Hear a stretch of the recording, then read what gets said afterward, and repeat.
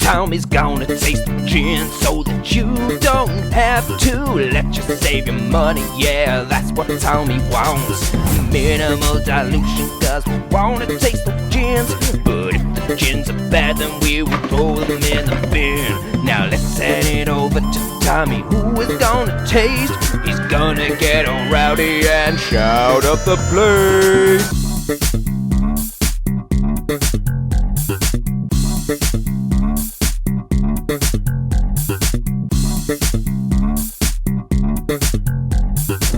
Hello and welcome back to Tommy Taste, the channel where I taste the gin so that you don't have to. This week it is no less than Tanqueray number 10, but not the normal one, no, the Grapefruit and Rosemary edition. This strikes all kinds of fear into me. Guess why? Because I love Tanqueray number 10.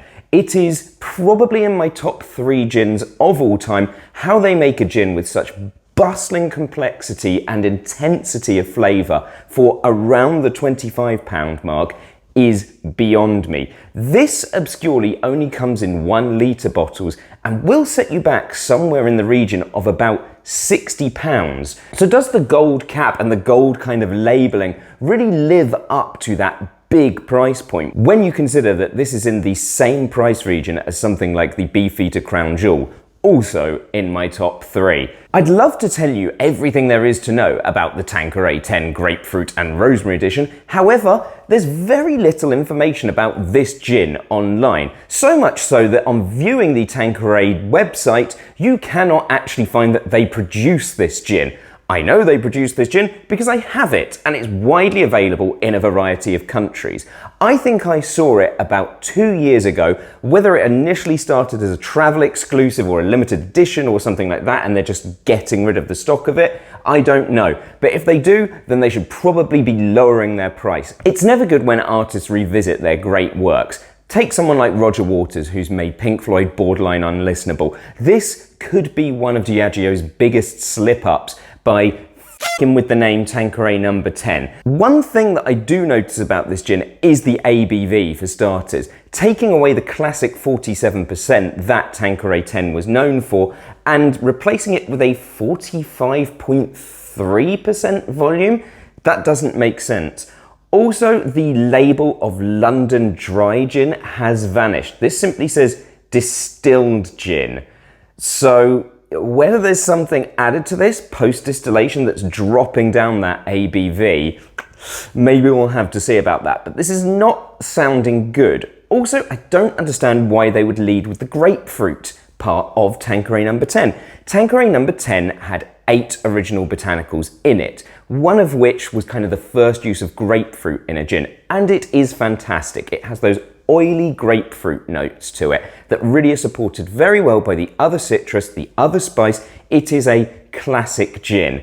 If you choose to boost the grapefruit, the likelihood is you are going to have a one-dimensional gin. Route 1, burr. Not going to be that interesting. Why not make something like Tanqueray number 10 Olive and Rosemary edition? You give a salty, saline kind of oily vibe to a gin that was a little sweeter and citrusy in terms of its profile. It would balance far better. So my big take before even trying this gin is the fact that I think it is going to be unbalanced, citrusy and sweet. One thing I did find online about this is that they recommend mixing it with Mediterranean tonic.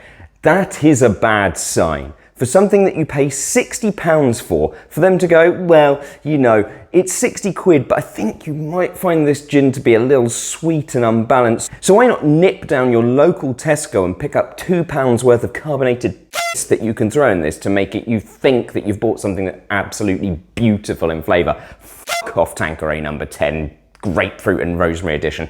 Let's taste! Let's get ready, let's get ready, let's get ready to rant. Let's get our nose in there and have a good whiff. In my quest to try and make you understand the level of my unhappiness, I'm likely to use an awful lot of what we would call violent sexual imagery. So the first thing to say is that this is not a bad nose. I mean, it's kind of fine. It's very one-dimensional as expected. The grapefruit is unsurprisingly what hits you, but it is classically Tanqueray. It has the nice citrusy notes, it has woody notes, spicy notes as well. It's not complex like the original Tanqueray number 10 is, but it is clean, and I can't get an awful lot of rosemary. There is like a herbaceous quality to it, but I think you could kind of argue that with all gins, regardless of necessarily using herbs and stuff in their botanical base.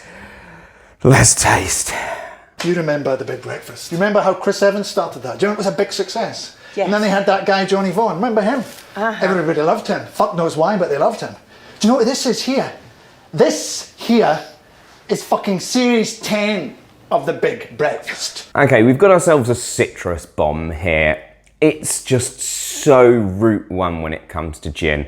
Like, everyone's first experience of gin is one of the gins that's not quite so ethereal or terroir based. It's one of the ones that's a little more citrusy and sweet. You boring Englishman, why you not drink the terroir? The good news is it is clean and it drinks fine, but for 60 quid I want a hell of a lot more than what I'm getting.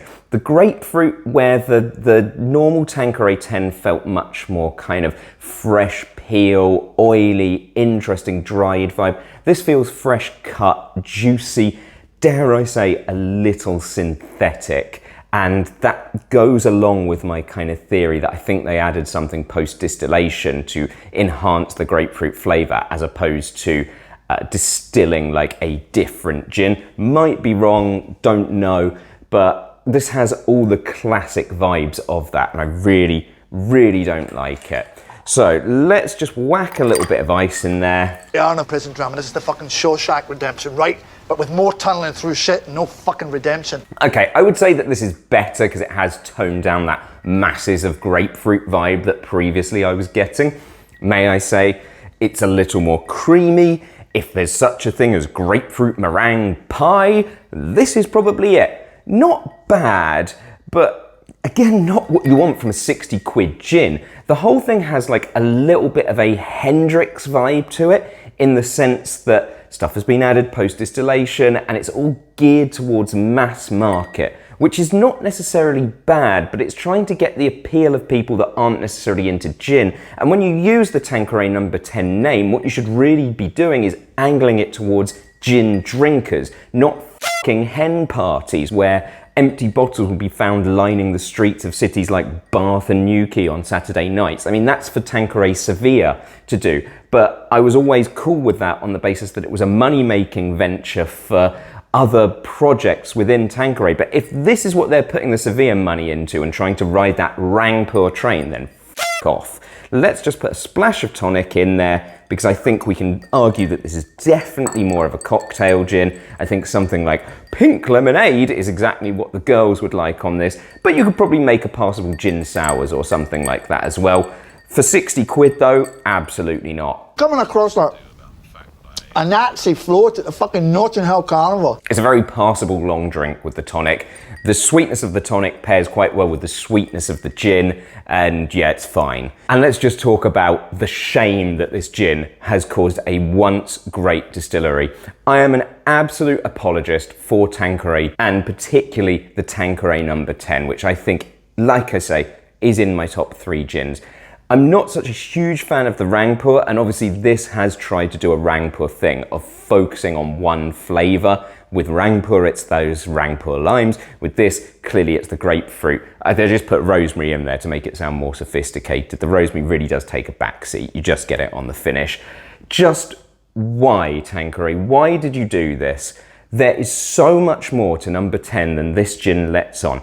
If this is your only experience of trying number 10 and you are not interested in it, then buy the cheaper regular version. It is substantially better and makes you aware of just what a great spirit gin really is. This is loathsome.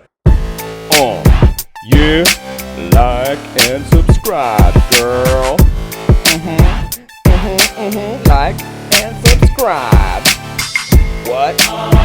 Like and subscribe. Work it out. Like and subscribe. subscribe.